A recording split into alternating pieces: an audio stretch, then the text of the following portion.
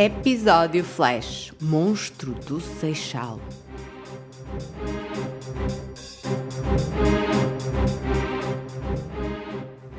Um aviso aos ouvintes: o seguinte podcast apresenta conteúdo que pode não ser indicado para todas as pessoas. A definição comumente aceita de um aniquilador de família, também conhecido como parricida familiar ou homicida familiar, refere-se a um indivíduo que mata vários membros da sua própria família dentro de um período curto de tempo, frequentemente num único evento. Este ato extremo de violência geralmente resulta na morte dos companheiros, dos filhos ou de outros parentes próximos, vivam eles juntos ou em separado. Embora as motivações por trás destes crimes possam variar amplamente, frequentemente envolvem uma combinação de fatores psicológicos, financeiros, sociais e relacionais. Neste episódio mergulhamos diretamente num caso que parou Portugal em 2019 e que nos deve levar a refletir sobre quais as mudanças que nós, enquanto sociedade, devemos exigir aos nossos governantes para que o sistema judicial consiga agir celeramente quando se está perante um cenário crítico, onde agir é obrigatório. Este episódio será por isso diferente. O intuito é mostrar pelo que as vítimas passaram e continuam a passar, tentar entender o que falhou num processo que podia ter evitado o pior resultado e não de alguma forma centrar todas as nossas atenções no criminoso, embora haja algumas considerações que devem ser analisadas. Olá! Eu sou a Isabel Formulista e esta é a Fórmula do Crime. Este caso é complicado e vou-me centrar em informações que vieram a público, porque a sua veracidade deve ser avaliada com o devido cuidado. Mas quero que saibam que dei o meu melhor para me inteirar de todos os pormenores. Enquanto sociedade evoluída, temos muita dificuldade em perceber como é que uma pessoa consegue achar que tem a solução de todos os seus problemas num crime que envolve a morte de familiares. E, ao que parece, não somos nós, enquanto sociedade, ou melhor, não somos só nós, enquanto sociedade, que ficamos estupefactos e achamos que isso não pode acontecer. Parece que também o mundo judicial tem alguns problemas em entender que isso seja possível. Quando um aniquilador de família entra em ação, as motivações que o levam a fazê-lo podem ser várias. Pode ser, por exemplo, uma motivação financeira ou de alívio de dívidas, onde existe a percepção de que a morte é a única saída para os problemas financeiros insuperáveis ou para evitar a vergonha associada à falência ou à pobreza. Também pode-se tratar de um ato de desespero ou de altruísmo distorcido, onde o perpetrador acredita que matar os membros da família é a única forma de protegê-los de um sofrimento futuro, seja ele real ou imaginado. Depois também temos uma outra razão muito importante, que são os conflitos conjugais ou familiares, onde os relacionamentos que se vão deteriorando ao longo do tempo, divórcios contenciosos ou disputas de custódia podem levar a homicídios familiares como uma forma de vingança ou para evitar a todo custo uma separação. Por fim, há também o desejo de iniciar uma nova vida, ou seja, as pessoas querem escapar de responsabilidades familiares existentes ou de começar uma nova vida sem a família atual. Muito frequentemente isso está associado à existência de relacionamentos extraconjugais. Claro que também há que ter em conta transtornos mentais eventuais, como problemas de saúde, por exemplo, depressão, psicose ou delírios, que podem levar a homicídios familiares, especialmente quando não são tratados. E não nos podemos esquecer da violência doméstica escalada. Em alguns casos, o homicídio familiar é a culminação de um padrão de abuso doméstico e violência que se arrasta e escala no tempo. Os aniquiladores de família podem também ser categorizados em diferentes tipos com base nas suas motivações e no método, incluindo o assassino autóctone, motivado por um desejo de alívio de stress ou depressão, o assassínio por desespero, que vê o homicídio como a única solução para os problemas financeiros pessoais ou insuperáveis, ou o assassino paranoico, que acredita estar a proteger a família de uma ameaça externa, real ou imaginária. Alerto que entender o fenómeno destes aniquiladores familiares é importante para desenvolver estratégias de prevenção e intervenção, a fim de identificar sinais de alerta e oferecer apoio adequado às famílias em risco. O caso de hoje passa-se no Seixal, em Portugal. Em fevereiro de 2019, o antigo segurança Pedro Henriques estava separado da mulher com quem tinha mantido uma relação e com quem se encontrava numa disputa legal que envolvia a luta pelo poder paternal da única filha do casal, uma menina de 2 anos de idade. O relacionamento com a companheira tinha começado cerca de 5 ou 6 anos antes, mas a relação de 3 anos tinha chegado ao fim quando Lara tinha poucos meses. O fim de semana anterior aos crimes tinha sido passado com a menina e a entrega da menor deveria ser feita à avó na segunda-feira, o fatídico dia. Seria também nesse dia que Pedro tinha de comparecer perante o Tribunal de Família e Menores do Seixal para uma conferência de pais, durante a qual seria possível e talvez mesmo previsível ocorrer a alteração do regime de guarda da criança que até então era partilhada. Um ano antes, no início de 2018, o juiz tinha-se decidido exatamente pela guarda partilhada e Lara pernoitava com ele 3 dias por semana.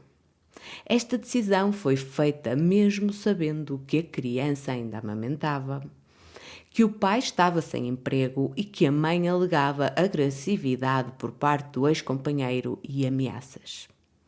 Entretanto, preocupada com as condições em que o progenitor estava a viver com a criança, a mãe investigou onde morava e ficou a saber que Pedro não só não tinha morada fixa, como também chegou a pernoitar com a menor no carro. Para além disso, notou que a criança vinha alterada sempre que regressava da companhia do pai. Perante os sinais de alarme e tudo pelo qual tinha passado já anteriormente às mãos de Pedro, em maio de 2018 a mãe solicitou a guarda única da filha. Na conferência de pais, em setembro, e reparem, 4 meses depois do pedido ter sido feito, tanto tempo, Sandra terá apresentado provas concretas, onde estariam incluídas fotografias do corpo da filha com hematomas. Nessa altura ficou bem patente que o pai não tinha uma casa, continuava sem emprego e não tinha condições emocionais ou a estabilidade necessária para cuidar de uma criança. Ou de pelo menos, penso eu, passar dias com ela sem ter os mínimos. Ficava aí já bem patente que Lara se encontrava em risco iminente. Mas parece que o juiz não terá sido dessa opinião. E em vez de adotar uma medida mais contundente, terá, ao invés, optado por pedir um relatório à Segurança Social.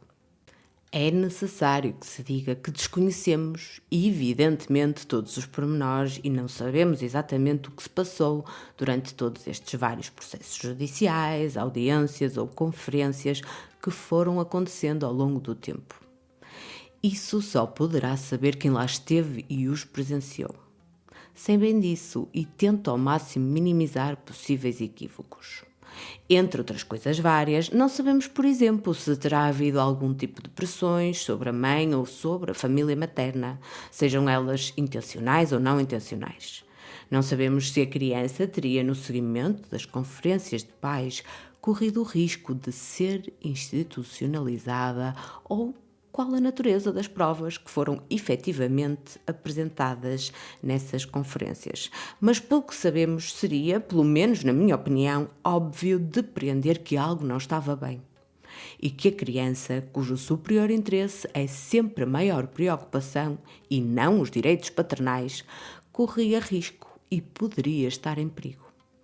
Quer dizer, havia indícios e sinais, estavam lá e nunca poderiam ou deveriam ter sido ignorados, ainda por cima durante tanto tempo, sob pena de poder ser tarde demais. Portanto, a ex-companheira de Pedro Henriques tinha pedido para ficar com a guarda única da filha, uma vez que nesta altura Pedro já tinha ameaçado várias vezes de morte, se encontrava desempregado e não reunia as condições emocionais ou financeiras adequadas para tomar conta da dependente tão pequena. Várias testemunhas estavam prontas a depor, entre as quais a avó paterna da menina, que iria testemunhar no sentido de confirmar que o filho não se encontrava apto a ficar com a guarda da neta. No fundo, ela ia testemunhar contra o próprio filho. Inconformado com o que previa vir a resultar do procedimento em tribunal, às primeiras horas da manhã de segunda-feira, Pedro Henriques dirigiu-se ao café gerido pelos pais da ex-companheira e, exaltado, jurou que ia matar todos os familiares mais próximos. Tomado pela fúria, dirigiu-se depois à casa dos ex-sogros, onde agrediu violentamente a antiga sogra e a atacou, desferindo-lhe várias facadas no pescoço e no peito, deixando atrás de si um enorme rasto de sangue e de morte. A senhora terá proferido apenas um grito, provavelmente resultante do susto do ataque, e esse foi o único som ouvido pelos vizinhos. Abandonou rapidamente a residência e, pelo caminho, empurrou uma testemunha que o tentava deter. Foi visto por uma mulher que, da janela de um apartamento, o viu entrar no carro, onde seguia também a pequena Lara, que estava no lugar do pendura, numa cadeirinha para bebés. Parecia adormecida, tinha a cabeça caída e encostada no vidro lateral. Depois arrancou e seguiu viagem. Infelizmente, o destino desta avó guerreira estava já traçado e ela não sobreviveria ao brutal ataque perpetrado pelo pai da neta que tanto tentou proteger. A polícia acorreu ao local. Quando o marido e a filha da vítima chegaram, souberam que a corajosa senhora estava já falecida.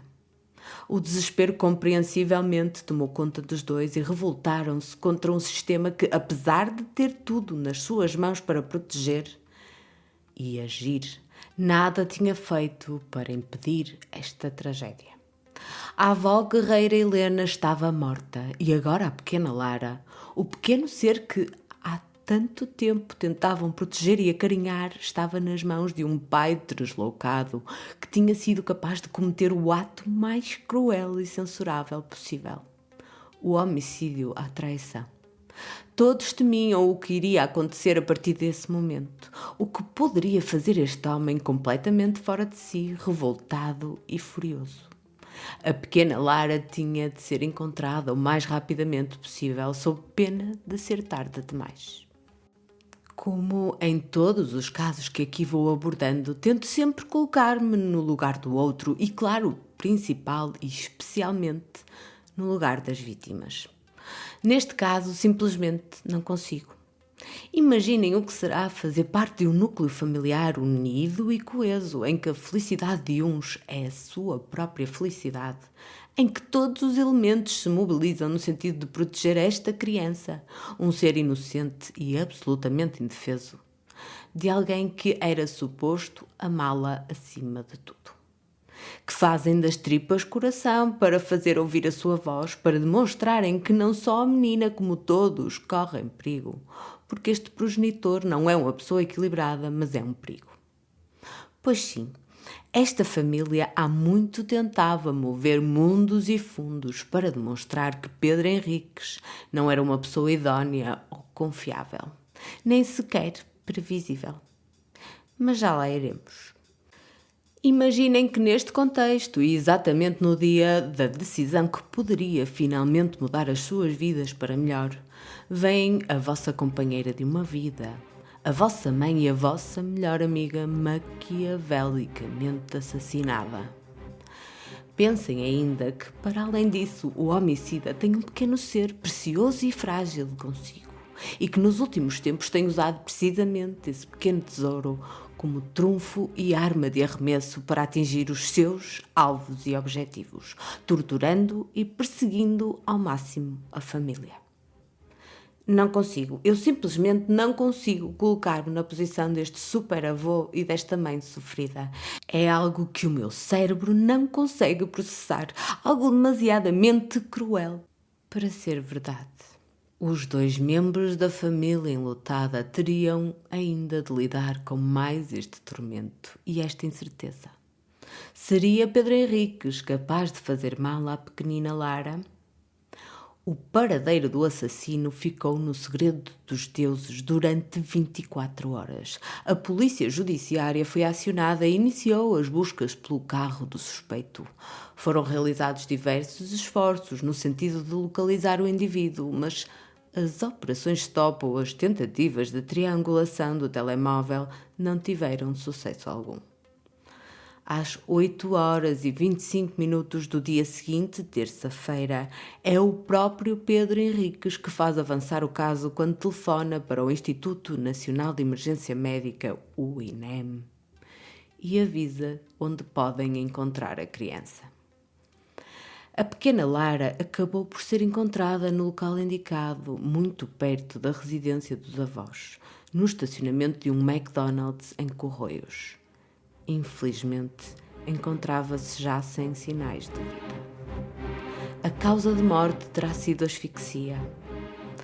Estava na bagageira do carro do pai e junto a ela encontrava-se uma carta onde o filicida e agora duplo homicida imputava a culpa do acontecido à família. Segundo o que vários meios de comunicação social avançaram, Pedro terá escrito que se a filha não era dele, não seria de mais ninguém. O pior cenário tinha mesmo acontecido.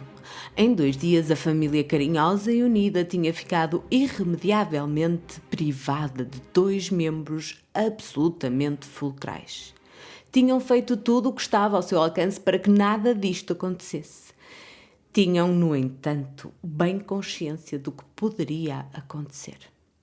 No meio desta tragédia e da revolta, os que restaram, os que por cá ficaram, teriam de fazer mais um luto indescritivelmente doloroso. Tinham sido para sempre afetados quando este homem entrou nas suas vidas. A investigação do que se passou nas 24 horas em que esteve desaparecido revelou que Pedro Henriques matou a filha provavelmente entre as 4 e as 5 da manhã. Estacionou o carro em Corroios e viajou até à estação da Gare do Oriente, em Lisboa, de comboio. Aí trocou de linha e seguiu até Pombal, onde apanhou um táxi para Castanheira de Pera. Sob sua instrução, o taxista tê-lo-á deixado perto de um pinhal, onde Pedro Henriques pediu ao motorista do táxi que esperasse, porque ele regressaria. Tinha apenas de ir a uma casa nas redondezas e depois prosseguiriam viagem até Ancião. O cliente saiu, não pagou a viagem nem regressou e para trás deixou as chaves do veículo onde horas antes tinha deixado a filha sem vida. Posteriormente apurou-se que a chamada para o INEM às 8h25 tinha sido feita quando já estava em Castanheira de Pera. Segundo o que eu consegui apurar, Pedro Henriques nasceu numa família desta região e era o mais novo de 3 irmãos. Alegadamente mantinha uma relação conturbada com os progenitores, mas conheceria bem os seus hábitos. Os vizinhos especulam que se terá aproveitado de uma previsível ausência do pai na residência durante o horário escolhido para furtar a caçadeira que este utilizava para caçar. Mais tarde, usou-a para se suicidar e acabou por ser encontrado por um funcionário da Câmara Municipal nas imediações da habitação onde cresceu e se tornou adulto. Este triste desfecho era mais do que previsível e poderia ter sido evitado se tivessem sido implementadas medidas mais drásticas. É que a ex-companheira de Pedro, Sandra Cabrita, já havia apresentado queixa nas autoridades contra ele a 8 de dezembro de 2017. Nessa altura, Sandra Cabrita dirigiu-se ao Gabinete de Apoio à Vítima da PSP do Seixal. O casal partilhava a casa há 6 anos e Lara tinha, nessa altura, 17 meses. Na queixa que apresentou, defendia que o companheiro se tinha apropriado do seu dinheiro e dos seus cartões por várias vezes. Nessa altura, Pedro Henrique estava desempregado e o relacionamento entre o casal era, no mínimo, difícil. Na semana anterior, quando confrontado com a apropriação indevida de bens aos quais ele não tinha direito, e muito provavelmente sentindo a sombra da separação iminente, Pedro terá sugerido passar uma borracha no acontecido e seguir em frente, ou então teriam de partilhar a guarda da menor. Sandra não terá concordado com essa solução, uma vez que a filha ainda era bebé e estava a ser amamentada, embora aceitasse que o progenitor visitasse diariamente a filha. Precisamente aí, Pedro Henriques deu o primeiro sinal do que seria capaz e terá respondido que não saía de casa, exceto se tivesse a guarda partilhada, acrescentando que podia não ficar com a bebé. Mas Sandra e a sua família também não ficariam com ela. Rematou, afirmando que matava Sandra e os seus pais. Tinha-se instalado uma troca de palavras perigosas entre os dois. Sandra terá respondido que se o companheiro assim procedesse, também não ficaria com a pequena Lara, porque seria preso. Pedro retorquiu então, dizendo que não se importava, uma vez que assim a família materna de Lara não ficaria com a bebé. Tendo em conta todas estas informações, quem ouviu e registou o auto de denúncia por violência doméstica sabia que o caso era urgente. O agressor tinha de ser proibido de manter contacto com a vítima e de permanecer na mesma habitação. Ele tinha de ser detido. Sandra recebe o estatuto de vítima. É elaborado um plano de segurança à vítima, onde a PSP do Seixal propunha ao Ministério Público que fossem aplicadas medidas de coação ao suspeito e a sinalização da menor à CPCJ, a Comissão de Proteção de Crianças e Jovens. Já o Ministério Público do Seixal decidiu qualificar a queixa como se tivesse em causa um crime de coação e de ameaça. Isto é algo que me preocupa verdadeiramente, uma vez que a violência psicológica, onde se enquadra a ameaça e a coação, era já abrangida na definição de violência doméstica, que incluía atos de violência física, psicológica, sexual ou económica cometidos contra cônjuges ou ex-cônjuges, pessoas com as quais o agressor mantivesse ou tivesse mantido uma relação análoga à dos cônjuges, mesmo sem coabitação, descendentes, ascendentes ou qualquer outra pessoa que coabitasse com o agressor no âmbito de uma família. Também incluía membros da família que fossem particularmente vulneráveis, como crianças, idosos ou pessoas com deficiência. Parece que por cá, a menos que se apareça espancada e bem marcada, não há vítimas de violência doméstica. O que é que se passa com esta gente? E caso fosse considerado violência doméstica, as crianças que assistem a essa violência também são consideradas vítimas. Por isso, talvez Lara tivesse sido protegida das ações do progenitor. Infelizmente, o mandato que possibilitaria todas as medidas de proteção já referidas nunca foi emitido e a criança não foi sequer sinalizada, porque, entretanto, em poucos dias o alegrado agressor saiu de casa, ou então foi forçado a sair, não sei bem. Sandra mudou as fechaduras e ele deixou de lá residir. Na investigação que o Ministério Público delegou à PSP, Sandra foi ouvida outras vezes. Numa dessas vezes, no dia 15 de dezembro, Sandra referiu que Pedro se estava a comportar, porque temia o impacto que as suas ações teriam na regulação do poder paternal. A 17, apenas 3 dias depois, a coisa já tinha mudado de figura. Via publicação nas redes sociais, Pedro Henriques volta a repetir uma ameaça que já tinha feito antes. Ou Sandra cede quanto à guarda partilhada ou espera a morte. Com medo, a mãe só permite contacto entre o progenitor e a bebé em locais públicos, com medo que ele cumpra uma outra ameaça, a ameaça de levar a criança.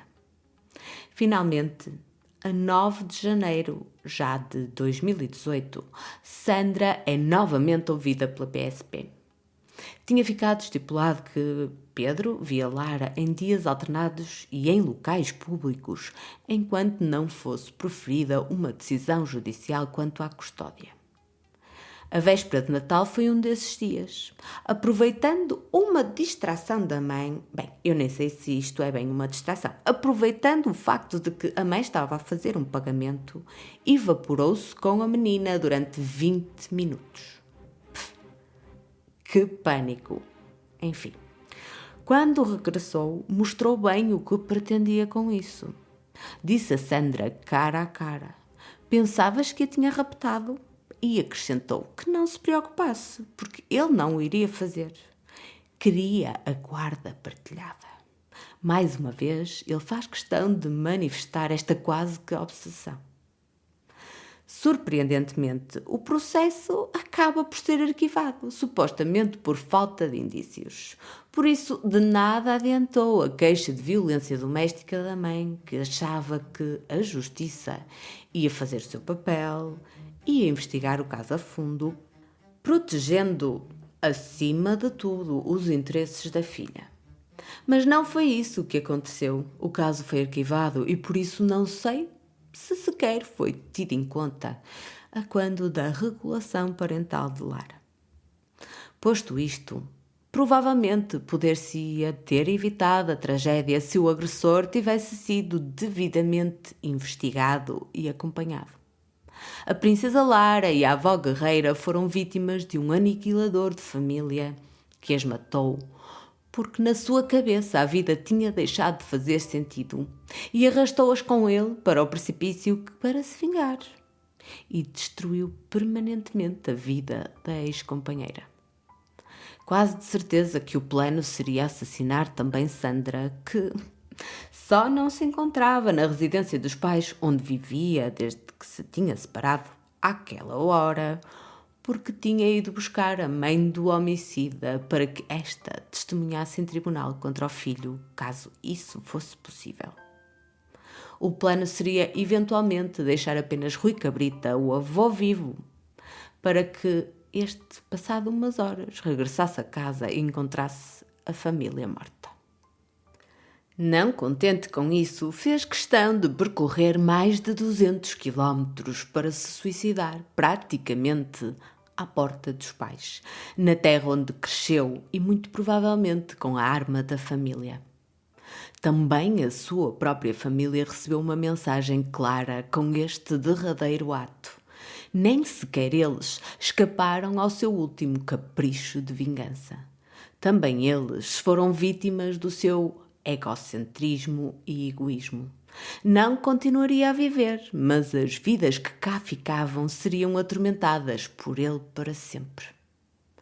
Não há empatia, não há reconhecimento da dor do outro, não há comiseração alguma. Só ele e a sua vontade importam. As restantes pessoas não passam de meros objetos no seu próprio tabuleiro de xadrez. Num episódio anterior já tínhamos explorado o também infeliz caso da família Watts, que se passou nos Estados Unidos da América.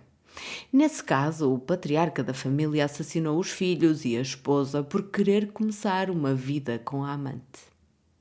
Nesse caso, não houve indícios de que uma tragédia desta dimensão pudesse acontecer. Foi algo repentino e imprevisível.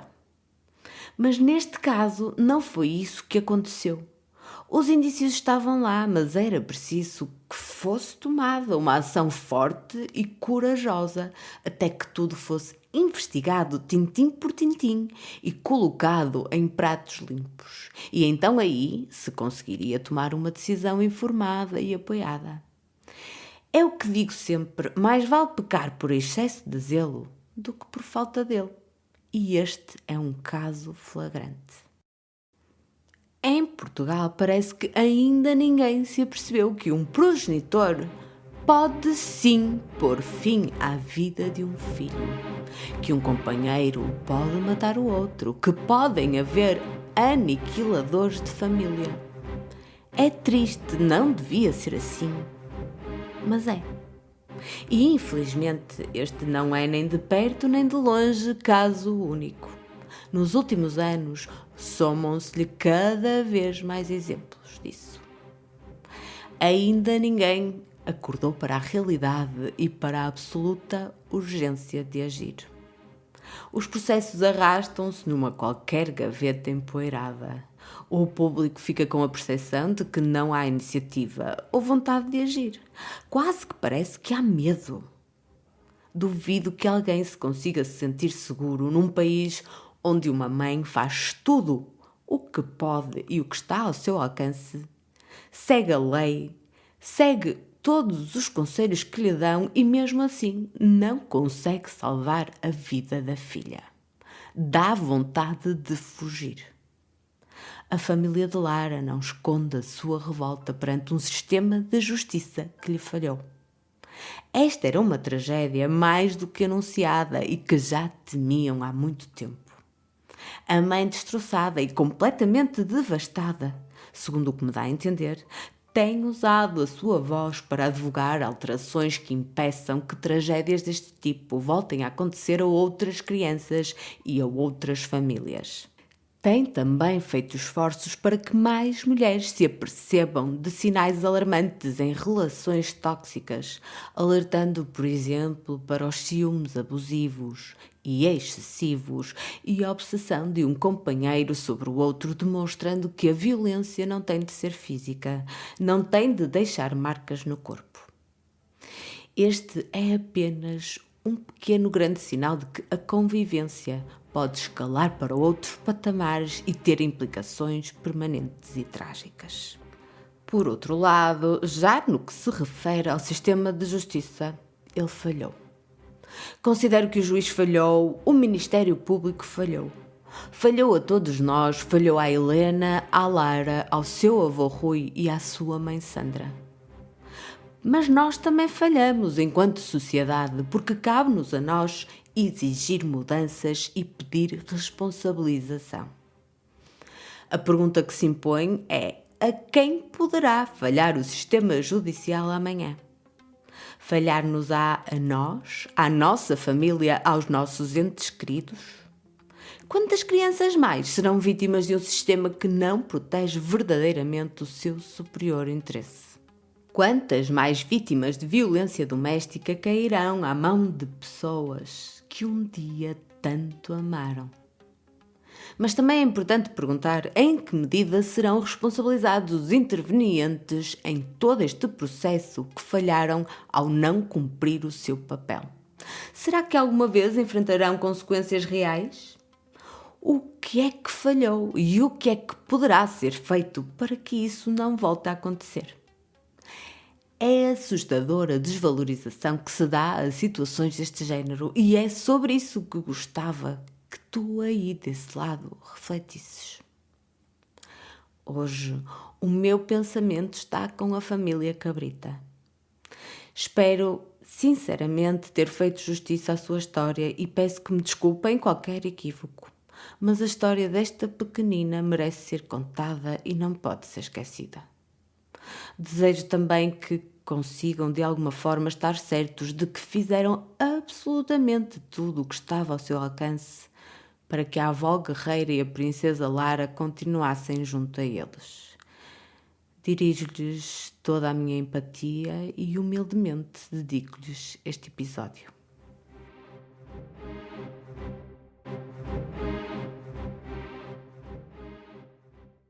Obrigada por teres chegado até aqui e por nos teres acompanhado em mais um episódio da Fórmula do Crime. Segue-nos e deixa-nos uma reação para ficares a par de novos lançamentos e para nos ajudares a crescer. Queremos que mais pessoas se juntem à nossa querida comunidade formulista para todos evoluirmos no sentido de uma sociedade mais justa, segura e igualitária. Por fim, Como de costume, resta-me dizer que te espero ansiosamente no próximo episódio da Fórmula do Crime.